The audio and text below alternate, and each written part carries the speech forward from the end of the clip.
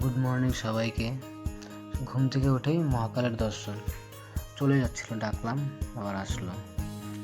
আটা আর জল মিশিয়ে খাওয়ালাম।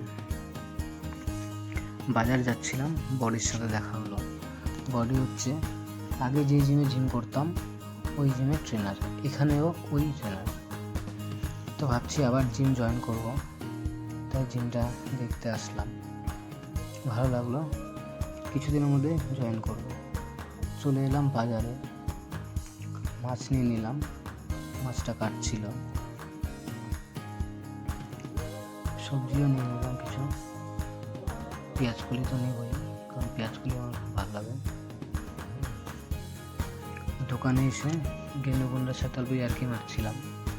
লোকটা খুব হাসায়, কিছু একটা বলছিল, আমরা পিছনে সব হাসছিলাম।